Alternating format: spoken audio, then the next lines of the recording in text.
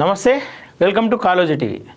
ప్రస్తుతం తెలంగాణ రాష్ట్రంలో ఒకవైపు కులగణన చేస్తూ మరోవైపు స్థానిక ఎన్నికలకు పోతామంటుంది ప్రభుత్వం. కామారెడ్డి డిక్లరేషన్ను ఖచ్చితంగా అమలు చేయాల్సిందే అని చెప్పేసి అనేక మంది బీసీలు, అటు బీఆర్ఎస్ నుండి రాజారాం యాదవ్ కావచ్చు, ఇటు కాంగ్రెస్ నుండి తీన్మార్ మల్లన్న కావచ్చు, ప్రస్తుతం బీజేపీలో ఉన్నటువంటి ఆర్ కృష్ణన్న కావచ్చు, చిరంజీవులు సార్ కావచ్చు, ఇంకా అనేక మంది, అటు బొంగు ప్రసాద్ గౌడ్ కావచ్చు, ఇంకా అనేక మంది కూడా వాళ్ళ గొంతులను విప్పి ఈరోజు బీసీలకు ఖచ్చితంగా ఇచ్చినటువంటి హామీని నెరవేర్చినప్పుడే ఖచ్చితంగా మీరు స్థానిక ఎన్నికలకు పోవాలని చెప్పేసి అనేక మంది బీసీలు పోరాటం చేసిరు, ధర్నాలు చేసిరు, రాస్తారోకోలు చేసే ప్రయత్నం చేసిరు, అటు ఆమరణ నిరాహార దీక్ష కూడా చేయడం జరిగింది. అయితే వీటన్నిటి ఫలితం తర్వాత స్థానిక ఎన్నికల కంటే ముందే మేము ఖచ్చితంగా కులగణన చేస్తామని చెప్పేసి గతంలో కాంగ్రెస్ చెప్పింది. దాని ప్రకారమే ఇప్పుడు చేస్తామని చెప్పేసి అంటూ ఉంది, దాని ప్రకారమే నడుస్తున్నామని చెప్పి చెప్తా ఉంది. దానికి ఖచ్చితంగా బీసీలు అందరూ కూడా కట్టుబడి ఉన్నారు. ఒకవేళ స్థానిక ఎన్నికల కంటే ముందే బీసీ కులగణన చేయకుండా స్థానిక ఎన్నికలకు పోతే మాత్రం ఖచ్చితంగా కాంగ్రెస్కు ఎట్లా బుద్ధి చెప్పనో బీసీలందరూ కూడా క్లారిటీ ఉంది. దానిపైన బీసీలందరూ ఒక తాటిపైన ఉన్నారు. కాంగ్రెస్ పార్టీలోనే ఉంటే బీసీలకు అన్యాయం జరిగితే ఊరుకోనని చెప్పేసి అన్న తీన్మార్ మల్లన్న కావచ్చు, విహెచ్ హనుమంత్ కావచ్చు, ఇంకెంతో మంది బీసీ నాయకులు ఖచ్చితంగా బీసీలకు న్యాయం చేసేదాకా నిలబడతారని చెప్పేసి మేము ఆశిస్తూ ఉన్నాం. ఇక్కడ పార్టీలను చూడబోం, మేము బీసీలకు న్యాయం ఎవరు చేస్తే వాళ్ళ తరపున మేము ఉంటామని చెప్పేసి గతంలో చెప్పారు. అటు రాజారాం యాదవ్ ఒక బీఆర్ఎస్ వ్యక్తి, బీఆర్ఎస్లో సరే ఏదేమైనప్పటికీ బీఆర్ఎస్ అయినా సరే మా బీసీ బిడ్డ కాబట్టి మా బీసీల గొంతు అవుతాడని చెప్పేసి ఆయనకు మేము స్వాగతం పలికినాం. బీసీలందరూ కూడా ఆయనతో కలిసిరు, అటు ఇంటలెక్చువల్స్ కావచ్చు, అనేక మంది అనేక పోరాటాలు చేసిరు, అందులో భాగస్వామ్యం పంచుకోరు. ఇక్కడ పార్టీలను ఎవరు చూడలేరు. కానీ ఒకవేళ బీఆర్ఎస్ గురించి మాట్లాడితే గతంలో బీసీలకు ఉన్న రిజర్వేషన్ను తగ్గించి బీసీలకు అన్యాయం చేసిన పార్టీ బీఆర్ఎస్ పార్టీ. ఇలా 42కి శాతం చేస్తారా చేయరా పక్కన పెడితే 33 ఉన్నదాన్ని 23కు తగ్గించినటువంటి నీచపు పార్టీ ఏదైనా ఉన్నదంటే, నీచపు నాయకులు ఎవరన్నా ఉన్నారంటే వాళ్ళు బీఆర్ఎస్ వాళ్ళు. అయినప్పటికీ కూడా రాజారాం బీసీ బిడ్డే కాబట్టి ఆయనను బీసీలు నమ్మిరు, బీసీలో ఆయన వెంట కొంతవరకు నడిచే ప్రయత్నం చేసిరు. కానీ ఈరోజు బీఆర్ఎస్ మొత్తం రాజకీయంగా బీసీలను వాడుకునే ప్రయత్నం చేస్తూ ఉంది. దాన్ని ఖచ్చితంగా ఎండగట్టాల్సిన అవసరం ప్రతి బీసీకి ఉంది. ఇలా ఒక జర్నలిస్ట్గా పక్కన పెడితే నేను ఒక బీసీ బిడ్డను, బీసీలకు అనేకం అన్యాయం జరుగుతూనే ఉంది. ఈడబ్ల్యూఎస్ వచ్చింది, దాని ద్వారా కూడా బీసీలకు అన్యాయం జరుగుతూ ఉంది. దాన్ని ఇప్పటి వరకు కూడా బీసీలు గమనిస్తూ ఉన్నారు. ఆ అన్యాయాన్ని ఎదుర్కోవడానికే ఈరోజు బీసీ మూవ్మెంట్ రాబోతూ ఉంది. ఆ బీసీ మూవ్మెంట్లో భాగంగానే కాంగ్రెస్ ఒక అడుగు వెనుకకేసి ఖచ్చితంగా కామారెడ్డి డిక్లరేషన్ చేస్తా అని చెప్పింది. ఇలా అంతా పక్కన పెడితే ఇలా కాంగ్రెస్, బీఆర్ఎస్, బీజేపీ అవన్నీ పక్కన పెడతా ఉంటే బీసీలను ఏ రకంగా రాజకీయానికి వాడుకుంటా ఉన్నారని చెప్పేసి అనేదానికి ఈరోజు మరో నిదర్శనమే కల్వకుంట్ల కవిత. ఇలా పోయి ధర్నా చౌక్లో బీసీ మహాధర్నా అని చెప్పేసి చెప్తా ఉంది. దానికి వత్తాసు వలుకుతున్న కొంతమంది బీసీలు ఆమెకు చప్పట్లు కొట్టుడు, జై బీసీ, జై కవితక్క, జై జాగృతి అనుకుంటా అక్కడ నినాదాలు ఇస్తూ ఉన్నారు. అరే నిజంగా బీసీలు అంత దిగజారుతూ ఉన్నారా అని చెప్పేసి అనుకుంటా ఉంటే రాజకీయ స్వార్థం కోసం కొంతమంది దిగజారుతూ ఉండవచ్చు, కానీ మిగతా బీసీలు అందరూ కూడా దాన్ని స్వాగతించారు. ఇలా ఒకసారి కల్వకుంట్ల కవిత మాట్లాడిన మాటలు వినే ప్రయత్నం చేద్దాం. ఫస్ట్ తెలంగాణ సావిత్రిబాయి రూపంలో వచ్చి మనందరికీ బీసీల సంఘాల ఐక్యతలకు మొదటి రోజు నుంచి ప్రతి సందర్భంలోనూ సపోర్ట్ చేసినటువంటి అక్క తెలంగాణ జాగృతి అధ్యక్షురాలు కవితక్క గారిని మాట్లాడవలసిన కోరుతా ఉన్నాం. ఈమెనంట సావిత్రిబాయి రూపంలో తెలంగాణలో ఉన్న వ్యక్తి అంటే ఈమె. వానికి సిగ్గుందా ఏమన్నా? బీసీలకు ప్రతి అడుగులో బీసీలకు మద్దతుగా ఉంది మన అక్క అని అంట. ఎవనక్క ఆమె? ఎవరికి అక్క ఆమె? అరే బాబు, నీకు అక్క అయితే నీకు అక్క అవ్వచ్చు, బీసీలు అందరి మీద ఎందుకు రుద్దుతూ ఉన్నారు? ఇడా బీసీలకు అన్యాయం చేసిందే వాళ్ళు కదా. సావిత్రిబాయి లాంటి ఒక గొప్ప నారీమణులతో ఈమెను పోల్చడం ఎంత సిగ్గుచేటు. సావిత్రిబాయి బడు బలహీన వర్గాల పిల్లలందరూ కూడా స్కూల్కి వెళ్ళాలి, చదువుకోవాలని చెప్పేసి ఆమె ఒక పోరాటం చేసి ఇలా ఎంతోమంది మహిళలకు చదువు నేర్చుకునేదానికి మార్గదర్శిగా నిలిచింది సావిత్రిబాయి పులే. ఈ యొక్క ఏం నేర్పించింది రాబాయ్? లిక్కర్ ఎట్లా దందా చేయాలి, లేదంటే ఏ దందాలు చేసి ఎట్లా ఎదగాలని చెప్పేసి నేర్పించిందా? లేదంటే తెలంగాణ ఆత్మ గౌరవాన్ని ఎట్లా పోయి ఢిల్లీ నడిఒట్టున పెట్టి ఆ రోజు జైల్లో ఎట్లా పడాలి, ఎట్లా స్కాములు చేయాలి, ఎట్లా స్కీములు చేయాలని చెప్పిందా? ఏం నేర్పించిందని చెప్పేసి సావిత్రిబాయి పూలేతోటి ఈమెను పోలుస్తూ ఉన్నావు? సిగ్గుండాలి కదా. జై తెలంగాణ, జై బీసీ, జై పూలే, జై భీమ్. అందరికీ నమస్కారాలు. వేదిక ముందు అట్లానే ఇవాళ జనవరి 3వ తారీఖు అంటే భారతదేశ వ్యాప్తంగా ఉన్నటువంటి మన ఆడబిడ్డలకు పండగ దినం, సావిత్రిబాయి పూలే గారి జన్మదినం. మరి సావిత్రిబాయి పూలే గారి 194వ జయంతి సందర్భంగా అందరికీ కూడా హృదయపూర్వకంగా నా శుభాకాంక్షలు తెలియజేసుకుంటా ఉన్నాను. మరి సావిత్రిబాయి పూలే అంటే ఆమె మామూలు బిడ్డ కాదు, ఒక పులి బిడ్డ. భారతదేశ వ్యాప్తంగా ఉన్నటువంటి ఆడబిడ్డలందరూ ఇవాళ చదువుకుంటున్నారంటే రోజు పొద్దున్న లేస్తే ఆమెకు దండం పెట్టుకోవాల్సినటువంటి పరిస్థితి. మరి సావిత్రిబాయి పూలే గారు తన జీవిత ప్రస్థానం మొదలుపెట్టినప్పుడు ఆమె కూడా చదువుకోలేదు, కానీ ఒక మహనీయుడిని ఆమె పెళ్లి చేసుకున్నది. బాపు జ్యోతిబా పూలే గారు అన్నిట్లో కూడా జీవిత పర్యంతం కలిసి కష్టపడ్డారు. మొత్తం ఇక్కడ ఒకటి గమనించాలి, ఇలా పదవి వేయింది, వాళ్ళ అయ్యకు అధికారం పోయింది, ఏం దోస్తలేదు. ఇలా జై భీమ్ గుర్తుకొస్తుంది, జై పులే గుర్తుకొస్తుంది, జై సావిత్రి గుర్తుకొస్తుంది, జై బీసీ గుర్తుకొస్తుంది. గతంలో ఇదే అంబేద్కర్ని అవమానించి ఆ రాజ్యాంగాన్ని రూపుమాపే ప్రయత్నం చేసింది బీఆర్ఎస్. ఇలా జై భీమ్ అనుకుంటూ అంబేద్కర్ నినాదాన్ని కావచ్చు, అంబేద్కర్ను కావచ్చు వాడుకునే ప్రయత్నం చేస్తూ ఉంది కల్వకుంట్ల కవిత. ఇలా ప్రోగ్రాం కూడా అసలు ఎందుకు పెట్టిందో ఆ కవితకు కూడా ఒక క్లారిటీ లేదు. కేవలం ఏదో ఒక విధంగా ఉనికిలో ఉండాలి. మొన్న నిజామాబాద్ పోగానే జై కవితక్క, జై సీఎం, జై సీఎం అని చెప్పేసి అనగానే అబ్బా ఆమెకు అబ్బా సాయిరామ్ అనుకుంది మనసులో. ఎందుకంటే అరే నన్ను సీఎం అంటారు, నిజంగా నాకు అంత సీన్ ఉందేమో, మరి నేను కూడా జైలుకు పోయొచ్చిన, గతంలో జైలుకు పోయిన వాళ్ళు అందరూ కూడా సీఎం అయ్యారు, ఇలాక నేను కూడా మొన్న జైలుకు పోయొచ్చిన, మా అన్న జైలుకు పోక ముందుకే నేనే మొత్తం ప్రజలకు పోవాలి అని చెప్పేసి ఒక ప్రయత్నం చేస్తూ ఉన్నట్టుంది. ఇది కల్వకుంట్ల కవిత ఒక కొత్త డ్రామా. అటు హరీష్ రావు ఒక డ్రామా చేస్తూ ఉంటే, కల్వకుంట్ల కవిత ఒక డ్రామా చేస్తూ ఉంటే, ఇటు కేటీఆర్ ఒక డ్రామా చేస్తూ ఉండు. వీళ్ళ ఫ్యామిలీ డ్రామా మొత్తం కూడా ఒక గందరగోళంగా మారింది. అరే నీ అయ్య సీఎంగా ఉన్నాడు మొన్నటిదాకా, మూలకు పడ్డాడు అంటే మూలకు పడ్డా మరి ఏమైందో ఇంట్లో తెలియదు. వాళ్ళని అయ్య తెచ్చినాక ఆస్తి కోసం కొట్లాడతారు, కానీ వీళ్ళు అయ్య తెచ్చ సావక ముందుకే ఇలా సరే మొన్నటిదాకా సీఎం నెక్స్ట్ సీఎం అవకాశం కూడా కేసీఆర్కి ఉంటుంది, లేదంటే కేసీఆర్ ఎవరిని నిర్ణయిస్తే వాళ్ళకు ఉంటుంది. ఎట్లాగో మళ్ళీ ఎలక్షన్లలో మా అయ్యి ఉంటాడో పీక్తాడో, ఉన్నప్పుడే ఆ సీఎం పదవి నాకు దక్కించుకోవాలి, లేదంటే మా అయ్య నుండి నాకు మన్ననలు రావాలని చెప్పేసి ఇలా కొట్లాడుకున్నట్టు ఉంది ఇలా కథ అంతా. ఇలా కేసీఆర్ పాపం ఆరోగ్యం మంచిగా ఉందా మరి ఏమైందో తెలుస్తలేదు, కానీ పుణ్యానికి వచ్చిన ఎమ్మెల్యేగా గెలిచినందుకు పుణ్యానికి వచ్చిన జీతం తింటుండు, ఇంట్లోనైతే వంటుండు. గతంలో ఉన్న అక్రమ ఆస్తులు మంచిగానే తిన్నాడు, ఇప్పుడు జీతం కూడా పుణ్యానికి వచ్చిన జీతాన్ని తినుకుంటూ ఇంట్లో వంటుండు. అరే చిత్తశుద్ధి కూడా లేకుండా కేవలం అరే నన్ను గెలిపించారు గజ్వేల్ ప్రజలు, అట్లీస్ట్ వాళ్ళకన్నా అందుబాటులో ఉంటా, ఎమ్మెల్యేగా నా కర్తవ్యం నేను నెరవేర్చా. అయితే సీఎం అయితేనే పదవా, ఎమ్మెల్యే అయితే పదవి కాదా? ఏం ఆలోచించిండో మరి, ఏమో సోయి తప్పినట్టు ఇంట్లో అన్నాడు, బయటకు వస్తలేడు. పులి బయటకు వస్తుంది, డిసెంబర్లో వస్తుంది, నవంబర్లో వస్తుంది, జనవరి వస్తుంది అన్నారు. మళ్ళీ జనవరి దగ్గరికి ఈ జనవరి వచ్చింది, మళ్ళీ జనవరి దగ్గర కూడా వచ్చేటట్లేడు. సరే ఆయన వస్తాడా రాడా, రావాల్సిన బాధ్యత ఖచ్చితంగా ఆయనకుంది, ఎందుకంటే ఆయనను గెలిపించారు గజ్వేల్ ప్రజలు. ఆయన రేవంత్ రెడ్డి కోసమో లేదంటే బీజేపీ కోసమో కాంగ్రెస్ కోసమో కాదు బయటకు రావాల్సింది, గజ్వేల్ ప్రజల కోసం రావాలి. ఎందుకంటే ఓటేసి గెలిపించినప్పుడు వాళ్ళకు న్యాయం చేయాల్సిన బాధ్యత ఆయన మీద ఉంటుంది. అదంతా పక్కన పెట్టి ఇలా ముగ్గురు బయటకు వచ్చిర్రు, అరే నాకన్నా అవకాశం రావాలి, అల్లునిగా నాకు ఉంటుంది, బిడ్డగా నాకు ఉంటుంది, నాకు కొడుకు నాకు ఉంటుంది అని చెప్పి ఓలా ప్రయత్నాలు వాళ్ళు చేస్తూ ఉన్నారు. అందులో ఇలా బీసీ మూవ్మెంట్ను మన కవితక్క దగ్గర తీసుకునే ప్రయత్నం చేస్తూ ఉంది. సరే ఇంకేం మాట్లాడింది ఒకసారి ఇందా. మరి ఇందిరమ్మ రాజ్యంలో ఏం జరిగిందంటే మండల్ కమిషన్ రిపోర్ట్ తీసి 10 ఏండ్లు బీర్వాల పెట్టి భద్రంగా తాళం వేసిండ్రు తప్పితే ఇందిరమ్మ రాజ్యంలో బీసీలకు న్యాయం జరగలే. ఇవాళ నేను అడుగుతా ఉన్న కాంగ్రెస్ పార్టీని, కాదంటారా ఈ వాస్తవాన్ని?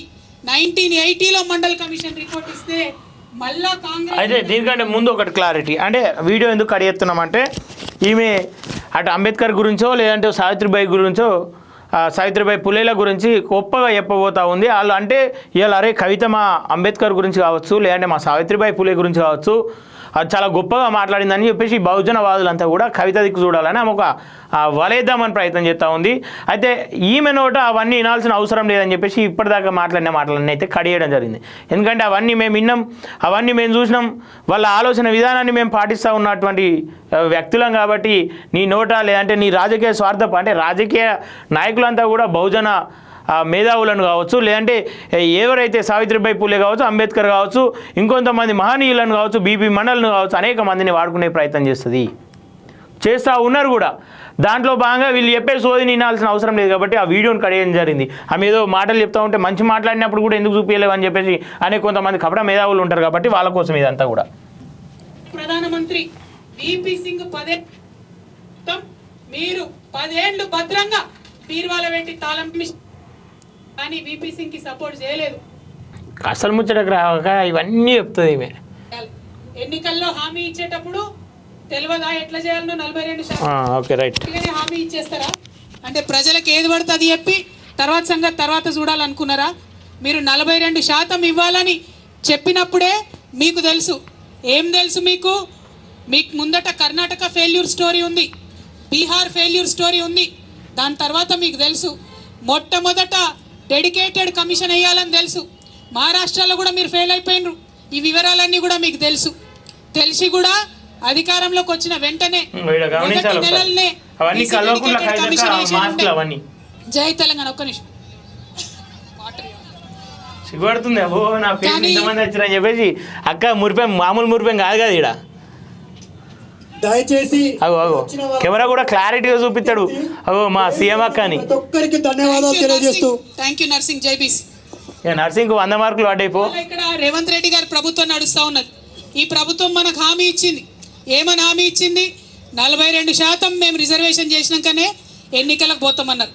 మీరు 42% లోకల్ బాడీలో రిజర్వేషన్ ఇవ్వాలంటే అధికారంలోకి వచ్చిన నెల లోపలనే బీసీ డెడికేటెడ్ కమిషన్ వేయాల్సింది. వేయలేదు మీరు. మేము గుర్తు చేసినాం.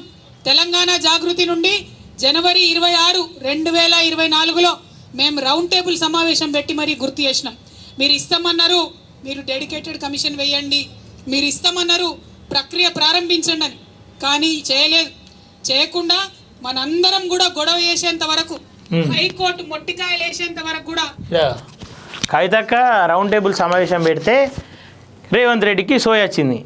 ఈ బీసీలందరూ ఎవరైతే ఆమరణ నిరాహార దీక్ష గాంధీ హాస్పిటల్ పడ్డారో, ఒకళ్ళు ఎంజీఎన్ హాస్పిటల్ పడ్డారో, మరికొంతమంది ధర్నాలు చేసుకుంటా రోడ్ల మీద తిండి లేక ప్రభుత్వం మీద కొట్లాడిరో, పార్టీని కూడా లెక్క చేయకుండా పార్టీ నుండి బయటకు వచ్చి బీసీల కోసం కొట్లాడిరో వాళ్ళు ఏసే కాదు. ఇక్కడ కవితక్క కేవలం రౌండ్ టేబుల్ సమావేశం పెట్టి ఏసీలో కూర్చుండి ఏం రేవంత్ రెడ్డి చేసావని సంగతి ఏంది అనగానే రేవంత్ రెడ్డికి గుర్తుకొచ్చి ఆడ కోర్టు పోయి మొట్టికాయలు వేయగానే రేవంత్ రెడ్డికి అసలు ముచ్చట గుర్తుకొచ్చి బీసీల కోసం ఏదైతే స్థానిక ఎన్నికల కంటే ముందు డిక్లరేషన్ చేస్తామని చెప్పిండో కామారెడ్డి డిక్లరేషన్ గుర్తుకొచ్చింది.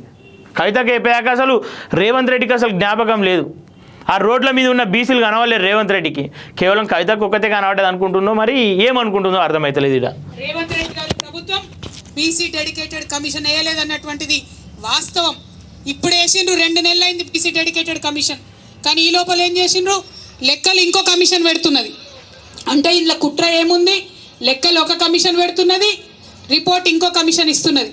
రేపు పొద్దున ఇది నిలబడుతుంది ఆ కోట్ల. ఇగో ఇవాళ అందుకే పెట్టినాం బీసీ మహాసభ. ఉట్టిగా పెట్టలే, మాకు తెలియక పెట్టలే. కాంగ్రెస్ నాయకులు నన్ను అడుగుతున్నారు ఎందుకు మాట్లాడుతున్నావు అని. నేను తెలంగాణ ఉద్యమం నుంచి వచ్చినటువంటి వ్యక్తిని. సందర్భోచితంగా మాత్రమే మాట్లాడతా. ఇవాళ సందర్భం ఉన్నది. ఈ సందర్భం మిస్ అయిన తర్వాత, లోకల్ బాడీ ఎన్నికలు అయిపోయిన తర్వాత అప్పుడు మాట్లాడితే ఏమంటారు? కవితమ్మ ఎందుకు మాట్లాడలే ముందు అంటారు. అందుకే ఇప్పుడు మాట్లాడుతున్నాం. ఇవాళ మీరు జవాబు చెప్పాల్సిందే. 42% ఏ విధంగా రిజర్వేషన్లు ఇస్తారో ఆ ప్రక్రియలో లోటుపాట్లు లేకుండా ప్రభుత్వం చేయాల్సిందే అని చెప్పి మేము కోరుతా ఉన్నాం. ఇవాళ ఈ బీసీ మహాసభ ద్వారా మీ అందరి మద్దతుతోని ఇక్కడ ఉన్నటువంటి కాంగ్రెస్ పార్టీకి నేను డిమాండ్ చేస్తూ ఉన్నాను. 42% రిజర్వేషన్ మీరు చెప్పిన, మరి ఎందుకు చెప్పారో 42% నాకు అర్థం కాలేదు. బీసీలు 42% కన్నా ఎక్కువనే ఉంటారు, అవునా కదా? అవును, బీసీలు 42% కంటే ఎక్కువనే ఉంటారు. కవితకు మంచి లెక్క తెలుసు. ఆడ 42% ఎందుకు చెప్పారో తెలియదు. ఇంకా 50 చెప్తే బాగుంటుందని కవితకు ఉద్దేశం కావచ్చు. కానీ బీసీలు ఎంతమంది ఉంటారో తెలిసిన కవితక్క మీ అయ్య గతంలో 33 ఉన్నదాన్ని 23కి వేసినప్పుడు ఎటు పోయిందాకని సోయి అననుంటి ఆ రోజే, అరే నాయనా ఇది కాదురా నాయనా, ఇది కాదు ఇది, వాళ్ళు 42 కాదు ఇంకా 50% ఉన్నారు, 60% ఉన్నారు బీసీలు, 33కి వెళ్ళి 43 వేయాలి కానీ 43కి వెళ్ళి 23 వేసుడు ఏంద్రాబాయ్ అని చెప్పేసి అప్పుడు ఎందుకు అడగలేవు? ఇలా బీసీల సభ గుర్తుకొచ్చింది, ఇలా బీసీల మేధావులు గుర్తుకొస్తా ఉన్నారు, బీసీ నాయకులు గుర్తుకొస్తా ఉన్నారు, నీకు ఇలా బీసీ ప్రజలు గుర్తుకొస్తా ఉన్నారు. మరి మీ అయ్య పోయి 33ని 23 చేసినప్పుడు ఎటు పోయిందాక నీ సోయి? ఒక తెలంగాణ ఆడబిడ్డ అని చెప్పి చెప్పుకుంటున్నావు. ఇవాళ గతంలో ఇదే బీసీల పక్షాన ఎందుకు ఉండలేకపోయినావాక? ఉద్యమాల నుండి వచ్చినా అని చెప్పేసి అన్నావు. ఏం ఉద్యమాలు చేసినావు నువ్వు? ఎన్ని ఉద్యమాలు చేసినావు నువ్వు? తెలంగాణ ఉద్యమాల నుండి వచ్చినా అని చెప్పి చెప్పుకుంటా అర్హత లేకుండా ఎమ్మెల్సీ పదవి తీసుకున్నావు, అర్హత లేకుండా ఎంపీగా గెలిచినావు, ఒకసారి అర్హత లేదని ప్రజలకు తెలియకుండా ఓడిపోయినావు. ఏం అర్హత ఉందని చెప్పేసి ఇలా తెలంగాణ జాగృతిని అడ్డం పెట్టుకొని నువ్వు చేసిన పనులన్నీ అందరూ తెలుసు కదా. తెలంగాణ జాగృతులు అక్రమాలు తెలుపుతున్నారనే కదా నీ జాగృతులు ఉన్న వాళ్ళని ఒక్కొక్కరిని పాత వాళ్ళందరినీ బయటకు నొక్కేసినావు. ఇలా పోయి బీసీలకు 42% ఎట్లా ఇంకా ఎక్కువ ఇవ్వాలి కదా అని చెప్పేసి చెప్తా ఉంది, పొంగనాలు కొడతా ఉంది. ఈ పొంగనాలు ఎందాకతే అంటే మరి 42% అని చెప్పిను, చెప్పినంతనన్నా మీరు అమలు చేయండి, లేదంటే లెక్క తేలిన తర్వాత మేమెంతుంటే మాకంత రిజర్వేషన్ ఇచ్చి లోకల్ బాడీ ఎన్నికలకు వెళ్ళాలని చెప్పి ఈ సందర్భంగా నేను డిమాండ్ చేస్తూ ఉన్నాను. మరి ఇవాళ చాలా మంది చాలా రకాలుగా మాట్లాడుతున్నారు. సావిత్రిబాయి పూలేకి నిన్న మనం ధర్నా పెట్టంగానే సావిత్రిబాయి పూలే జయంతి అఫీషియల్గా చేయాలని రాత్రి పూట మరి ప్రభుత్వం నిర్ణయం తీసుకున్నదట.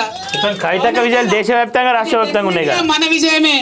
నేను చెప్తా ఉన్నా, కదులుతున్నాయి జంగు పట్టిన ప్రభుత్వం రథ చక్రాలు కదులుతున్నాయి.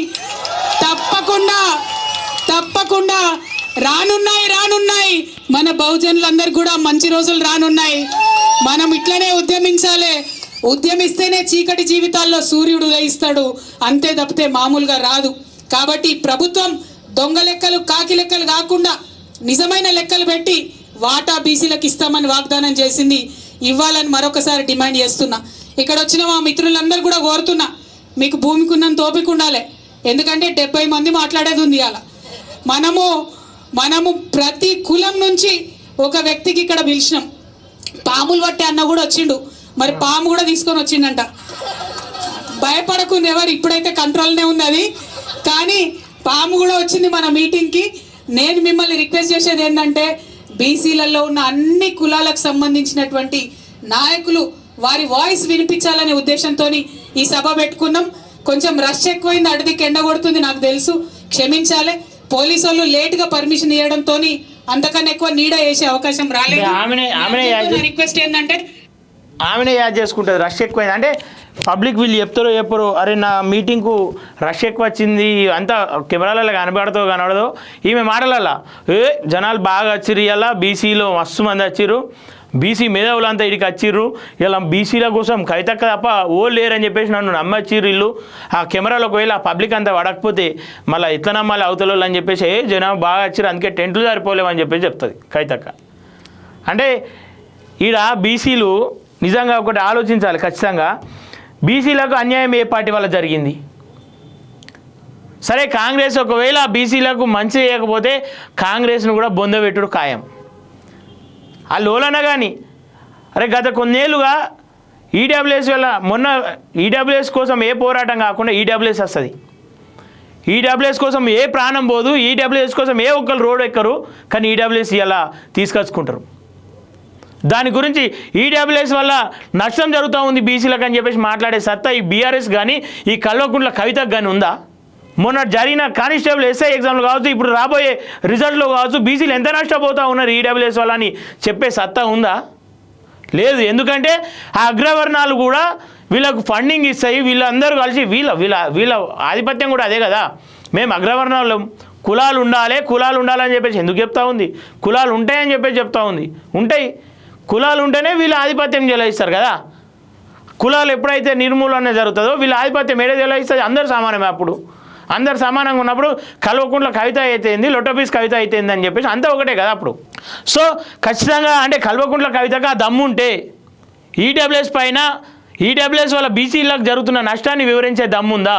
ఈ సభలో వివరించలే, ఒక వీడియో వేసి పెట్టే దమ్ముందా కల్వకుంట్ల కవితక్కకు?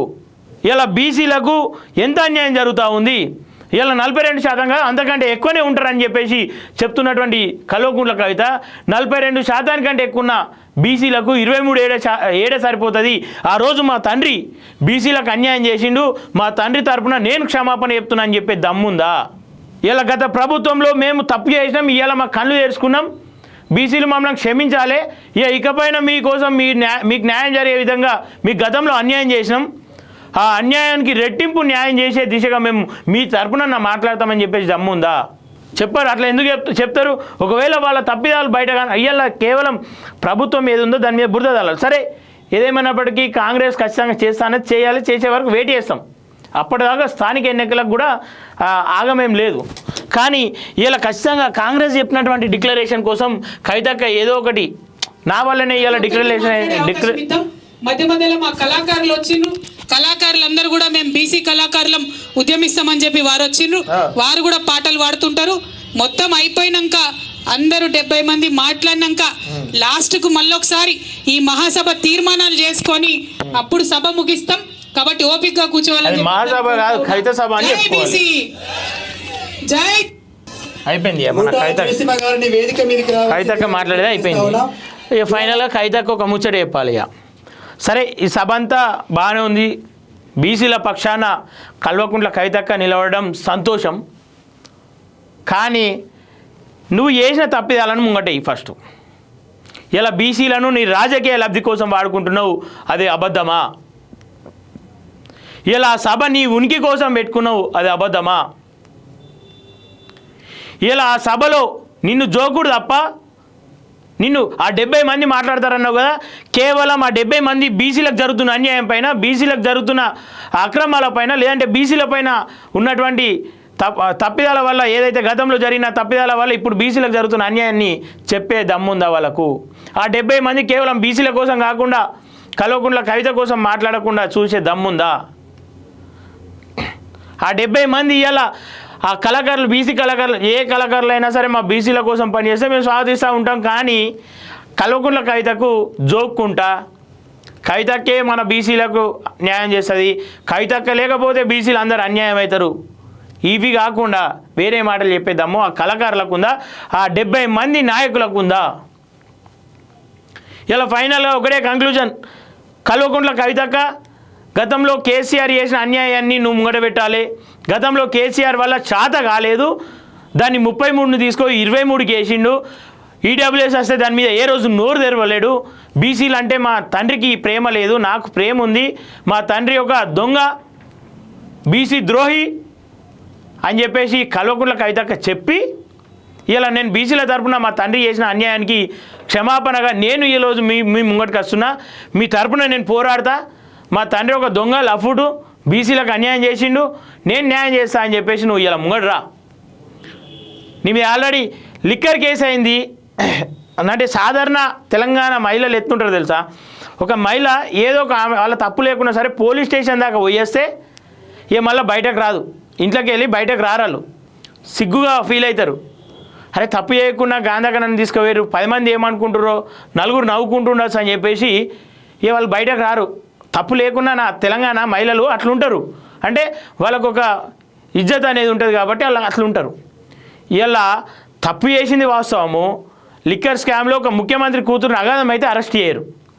అంత దూరం పోయేసిన నువ్వు ఇలా ఏ ముఖం పెట్టుకొని బీసీలకు న్యాయం చేస్తాను అత్తున్నావు అక్క నువ్వు అసలు?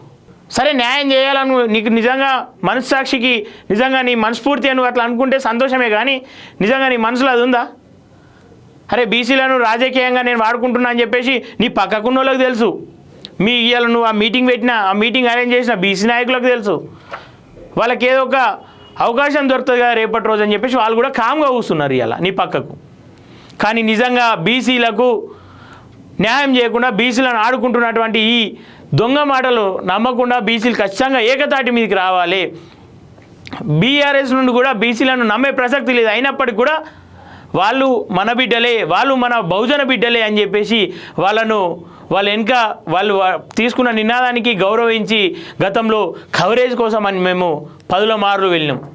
ప్రెస్ మీట్లు పెడితే వెళ్ళినాం, ఏం ఆశించకుండా కేవలం మా బీసీలు కదా అని చెప్పేసి. ఆడ వ్యూస్ వస్తాయా రావా సెకండరీ, కేవలం ఆడ 10 కెమెరాలు కనబడితే అరే మా బీసీ నాయకుడు ఒక ప్రోగ్రామ్ పెడితే లేదంటే ఒక ప్రెస్ మీట్ పెడితే 10 కెమెరాలు వచ్చినాయి అని చెప్పేసి అవతలోనికి సమాచారం పోతా అన్న ఆలోచనతోటి ఇంటెలిజెన్స్ నుండి ప్రభుత్వానికి సమాచారం పోతా అన్న ఆలోచన నుండి మేము కేవలం ఆ కవరేజ్లోకి వెళ్ళాం. కానీ వాళ్ళ మీద నమ్మకం అయితే లేకుండే వాస్తవానికి. ఎందుకంటే బీఆర్ఎస్లో ఉండి ఆ పని చేస్తూ ఉన్నారంటే గతంలో 33% ఉన్న దాన్ని 23% తీసుకొచ్చినప్పుడు నోరు తెరవలేరు. నిజంగా ఆ రోజు నోరు తెరిచి ఉంటే ఆ బీసీలు అందరూ వాళ్ళు వెనుక ఉంటుండే. నిజంగా వాళ్ళ ఈరోజు చూపిస్తున్న ప్రేమ నిజమని చెప్పేసి నమ్ముతుండే. సో కల్వకుంట్ల కవితక్క గారు, మీరు దయచేసి వీటిపైన క్లారిటీ ఇవ్వండి. మీ తండ్రి చేసిన తప్పిదాలను ఒప్పుకోండి, ఆ తర్వాత బీసీలకు మీరు న్యాయం చేద్దురు. కానీ అవందాకా ఆగమేం లేదు. మా బీసీలకు ఒక చైతన్యం వస్తూ ఉంది. మా బీసీ నాయకులు కూడా కొంచెం క్లారిటీతో ఉంటున్నారు. పార్టీలు ఏమన్నా కావచ్చు అని చెప్పేసి ఇలా ఒకటే స్టేజ్ మీద కూర్చున్న ఘనత మా బీసీలకు ఉంది. ఇలా బీసీ హక్కుల కోసం ఒక ప్రోగ్రామ్ అరేంజ్ చేస్తే ఆ ప్రోగ్రాంలో బీఆర్ఎస్లు ఉన్నారు, బీజేపీలు ఉన్నారు, కాంగ్రెస్లు ఉన్నారు. అటు అధికార పార్టీని విడిచిపెట్టిరు, ఇటు ప్రతిపక్షాలను విడిచిపెట్టిరు. అన్ని విడిచిపెట్టి కూడా ఒక స్థానానికి వచ్చినటువంటి ఘనత మా బీసీ నాయకులకు ఉంది, మా బీసీ పెద్దలకు ఉంది. మా సోయి మాకుంది, మా బీసీలకు మా సోయి ఉందని చెప్పి నేను అనుకుంటా ఉన్నా. ఇట్లాంటి దొంగ మాటలకు అలవాటై కొంతమంది పోయే ప్రయత్నం చేసి బీసీల ఆత్మగౌరవాన్ని వాళ్ళకు తాకట్టు పెడతా అంటే వాళ్ళని ఖచ్చితంగా ఎక్కడెక్కడ నిలదీసుడే. ఆ తర్వాత బీసీలు కానీ ఏదైనా కానీ ఇలా కోర్టులో అది కొట్టిపోతుంది అని చెప్పేసి కవితక్కనే క్లారిటీ ఇస్తుంది. ఇక కోర్టు రేపు కొట్టేయాల్సిన అవసరం లేదు. కవితక్క కొట్టేసిందంటే ఈరోజు ఏదైతే లెక్కలు జరుగుతున్నాయో అవన్నీ తప్పిదాలయ్యా. ఎందుకంటే మనకు సుప్రీం కవితక్క కాబట్టి కవితక్క చెప్పిందంటే అన్ని క్లారిటీ అయినట్టయ్యా. సో అట్లాంటి అవకాశాలు ఉండొచ్చు. బహుశా ఓవల్ కోర్టులో దాని మీద కేసు వేయనంత వరకు అవకాశాలు ఉంటాయి. రేపటి రోజు కవితక్కనే ఒక కేసు వేయించి నేను చెప్పింది నిజమే అయిందని చెప్పే అవకాశాలు కూడా ఉన్నాయి. సో కవితక్క ఒక రకంగా తెలంగాణకు కావచ్చు బీసీలకు ద్రోహం చేసినట్టుగా. సో ఆ దిశగా ఆలోచించాలి. బీసీలు కూడా ఏకతాటిగా ఉండాలి. ఇప్పటివరకు కలిసి నడుద్దాం అనుకున్నాం. ఆ నడకను మధ్యదారిలో ముళ్ళబాట పట్టియకుండా, ఇట్లాంటి రాజకీయ స్వార్థపరుల మార్గం పట్టకుండా దయచేసి మనం నడిచే తోలా మనం వేసుకుందాం. పార్టీలు ఏమైనా కావచ్చు, మన బీసీల హక్కులు సాధించుకునే వరకు మన మార్గం కూడా అంటే ఏకంగా ఉండాలి. అటు 3 పార్టీల ఒక తోవ అయితే ఆ 3 పార్టీలు ఉన్న బీసీలు అందరూ కూడా వేరే తోవ ఎంచుకోవాల్సిన అవసరం ఖచ్చితంగా ఉంది. సో దయచేసి ఇట్లాంటి అల్లాటప్ప మాటలకు కావచ్చు, కల్వకుంట్ల కవిత లాంటి వాళ్ళ మాటలకు కావచ్చు, దయచేసి మీరు లొంగకుండా నిజంగా ఈ సభ పెట్టి ఇలా బీసీ నినాదానికి కొంతవరకు మచ్చ తెచ్చిన వాళ్ళు అయ్యారు. సో దయచేసి బీసీలందరూ కూడా ఏకతాటి మీద ఉండాల్సిన అవసరం ఉంది. ఈ వీడియో చూసిన వాళ్ళందరూ కూడా ఈ వీడియోను షేర్ చేసే ప్రయత్నం చేయండి. మనకు మద్దతుగా మన నాయకులను ఒక తాటికి తీసుకొచ్చుకునే ప్రయత్నం చేసుకుందాం. Thank you.